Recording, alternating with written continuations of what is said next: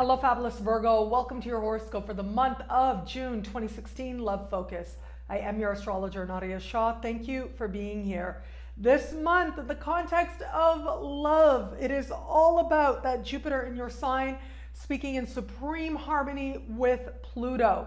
This is a conversation of heart and a conversation, a celestial conversation that speaks to amazing rebirths and turnarounds on a heart level, on a romance level, and on a level of attraction.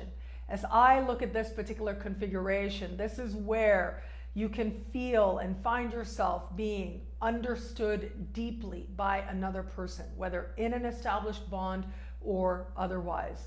Now, we are going to get there in the later part of the month, but early in the month, we've got a little bit of energy that is going or seeming to go the other way. That has to do more with confusion, more to do with some things not necessarily being so clear, maybe not feeling comfortable for asking clarity, maybe even asking for clarity, not getting it. And a part of the reason is because we are going to have the second exact moment of an extended conversation. This is going to be, if you think back to what was happening in November, this is going to be another moment in an extended conversation between Neptune in your opposite sign and Saturn. So when these planets speak in this way, it does suggest a time where you want to be a little mindful, where everything might not necessarily be clear, especially where it comes to an established bond, where it comes to love. If you're open to meeting someone new, I think that this energy is more about everything not being clear in terms of you knowing what you want in love, in terms of, knowing what it is that you're truly going for. So it ends up being more a personal thing. But if you are in an established bond, if you're with somebody, if you're in a committed relationship, then that is where this energy is likely to play out, where all might not be what you think it is, and your partner may be very clear with you, but you're hearing something different. The other way that this can play out as well is that your partner may be holding something back. It might not even have anything to do with you. It might not even reflect you. But it might have something to do with, for a small percentage of you out there, it might have something to do with your home, with your living space. So as I look at this may be that, I think of this one scenario. I remember years ago watching Malcolm in the Middle, and like sort of one of, I think it was in the last season, but this one really defining episode had to do with the father being on trial for corruption, and they had this whole log of all the bad things he did, and it turned out all those bad things he was doing that they documented he was doing took place on a Friday, and he had not worked on a Friday in years. He'd been playing hooky, he'd been taking that off so he could have a day to himself, to the shock of his family. But I think of it could be something just like that. It could be that, there are times, there are moments when your partner is deciding that they want to have the house to themselves, they want to enjoy themselves, and you don't realize that they're playing hooky or something along those lines. But there can be some connection with your significant other and the home. It could also be that there's a sort of home-related project that they've been working on the side.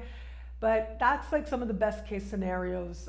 Depending on what else is happening in your unique birth chart, to be very frank with you, to be straight up with you, this can also represent, I think about how it's expensive now to live, right? For some people especially, and a lot of people, they survive by doing things like second mortgages and credit. Credit ends up being one of those things that allows people who otherwise would live, much more modestly. It allows them to at least have the lifestyle that is a little bit better. So no judgment at all there, right?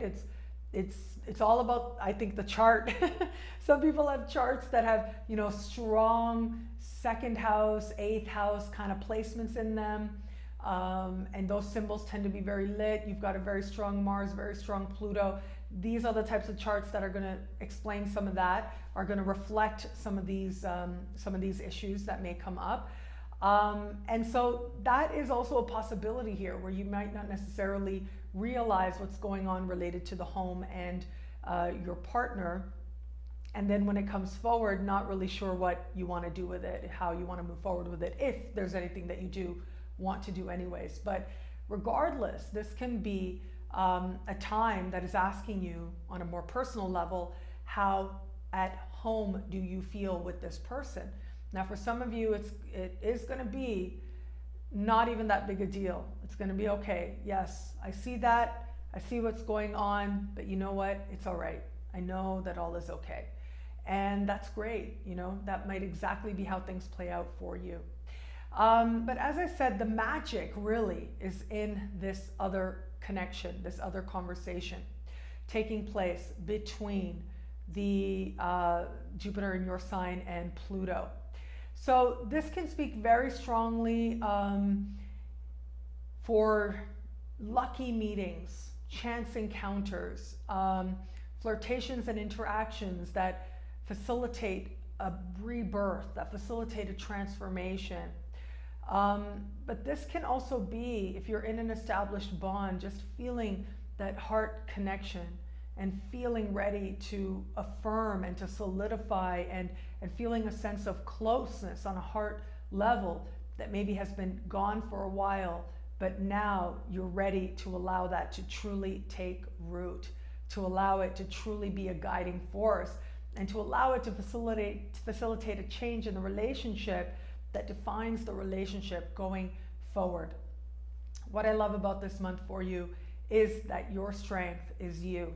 It's about you, your optimism, and your heart leading the way towards some powerful progress and a new understanding of love and how much better off your life can be thanks to love presents itself to you now.